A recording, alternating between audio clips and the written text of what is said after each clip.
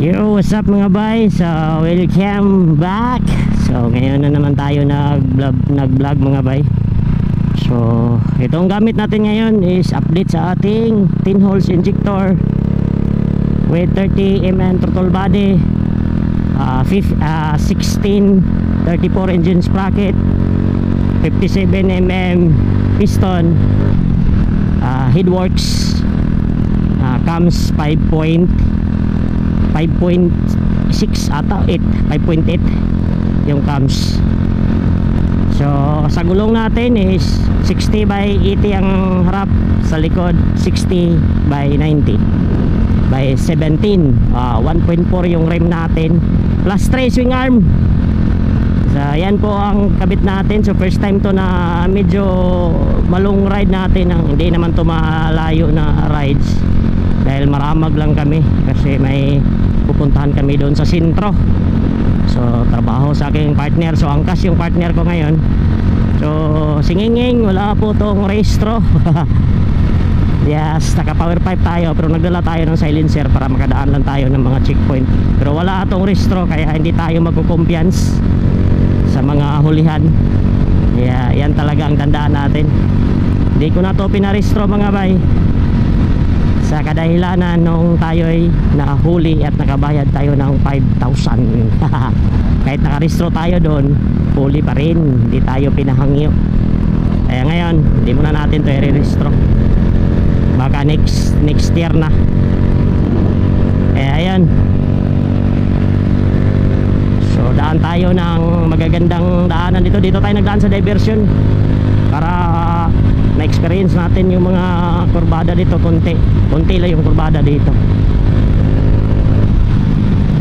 So mamaya na tayo magkukuha ng consume nito sa ating 10 holes injector mga baya pag uwi, kasi ipupultang natin to doon. Kaya malalaman natin kung ilan ang makukonsume natin galing doon mga baya, at susukatin din natin yung kilometrahe na tatakbuhin natin para malaman natin kung ilan ba ang consume ng ating 10 holes injector mga bay. Naka 30mm throttle body. Stock ECU na tayo ha, sa magtanong dyan, stock ECU pa tayo.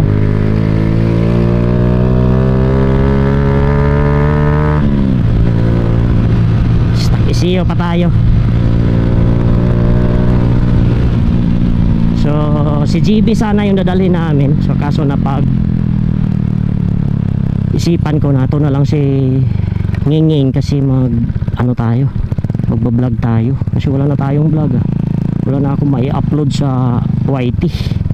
So parang mapagalitan na tayo ni Lolo YT doon mga bay, kasi hindi tayo nag-upload na, tagal-tagal na tayo hindi nag-upload parang nasa 3 weeks na ata.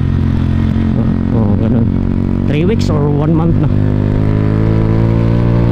Buti lang kasi nung nakaraan dami akong nagawang vlog, kaya ayun na ano ko,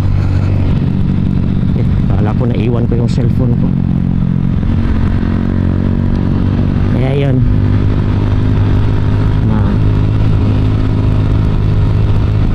magawa natin to ng vlog ngayon.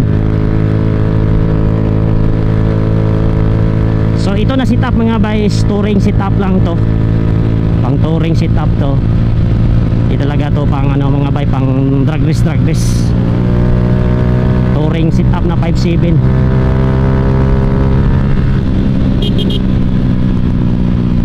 So ganito po kalakas yung tunog, yung takbo, hindi natin alam kung malakas ba. So first time natin to malong ride.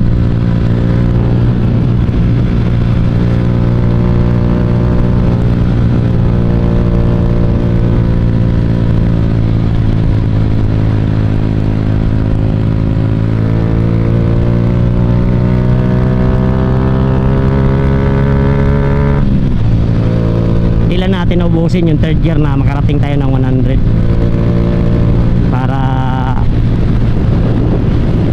wala naman tayong habulan yung sa amin lang yan is oras lang hinahabol ko, kaya sa fourth year na tayo mag 100.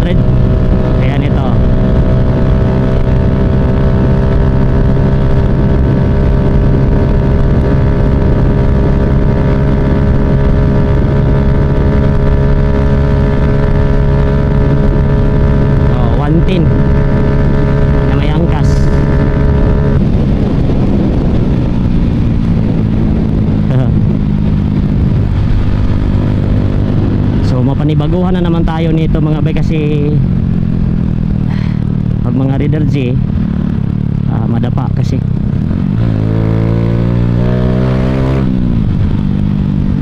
Yun ang kagandahan pag malakas yung motor natin, kasi pag gusto natin mag-overtake kaya natin, hindi tayo maaalanganin ba.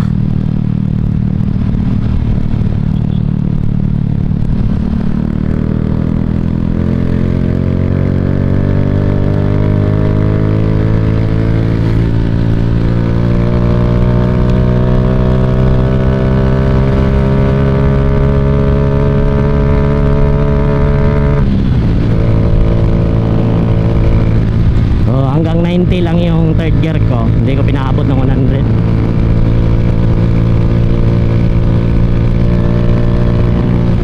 Takbong pugi lang ba talaga to.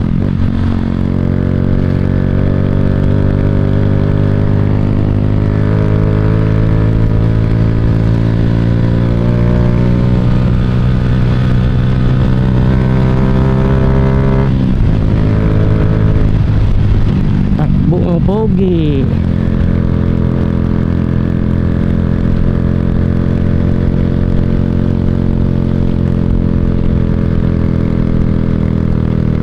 Hindi tayo mag-change gear kung kaya ba yung fourth gear natin iakyat dito na 16 34. Kaya kaya man. Power gyapon bay. Kaya naman dahil dili mag-change gear, fourth gear ay saka tong yung akyatan na yun.